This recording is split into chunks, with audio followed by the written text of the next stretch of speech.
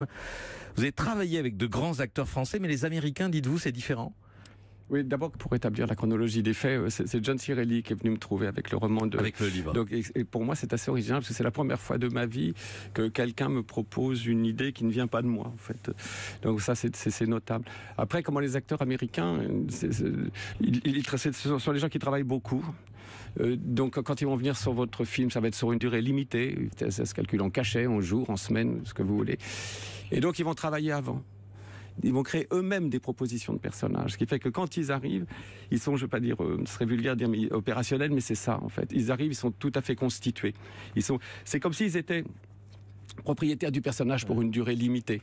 Ils sont vraiment dans leur... C'est-à-dire qu'il vous dit, je vous propose de parler de cette façon, de me comporter de cette façon, d'avoir ces regards et cette diction. Exactement, et ça agit en fait comme une surprise, parce que bon, on communiquait par courrier, mais on se voyait pas, et ils faisaient vraiment leurs choses dans leur coin. Jack travaillait d'une certaine façon, John d'une autre façon. Comment je suis habitué à autre chose, vous voyez. On répète, on fait ça, il y a une espèce on fait un peu de psychologie, des profondeurs, et là, le fait d'avoir des propositions qui ne viennent pas de moi, j'ai trouvé ça formidable. Et ça ne veut pas dire qu'ils sont après que ça s'inscrit dans une rigidité, qu'ils vont avoir du mal à abandonner telle ou telle chose. Ils sont absolument plastiques. Tu fais un peu moins vite. Non, pas ça, s'il te plaît. Hop. Et puis, ils sont comment.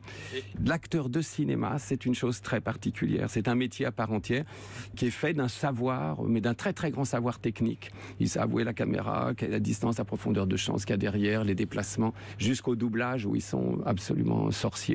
Je trouve ça très agréable. Exemple d'un apport, dans votre film, d'un de vos acteurs. Quand j'étais en préparation, et donc je communiquais avec Jake Gyllenhaal, et Jake m'a posé des questions sur, en fait, le personnage qui a été interprété était un personnage de dandy, entre guillemets, de la côte Est, étant passé par les premières universités américaines. Il joue un lettré, il écrit un journal. C'est un lettré, qui peut citer Thoreau. C'est un lettré. Et il me disait, mais un type comme ça, en 1850, ça parle comment, c'est quoi? Jack, là, je suis un petit peu démuni, je peux pas vraiment te dire comment. Alors, il est allé voir un linguiste de Columbia, je pense, et il est revenu, il avait son scénario, toute sa partie en phonétique. Pour lui, c'était un appui important pour son personnage. Mais là-dedans, dans ce travail qu'il a fait, je pouvais absolument moduler la chose, pour autant que mes connaissances linguistiques le permettent.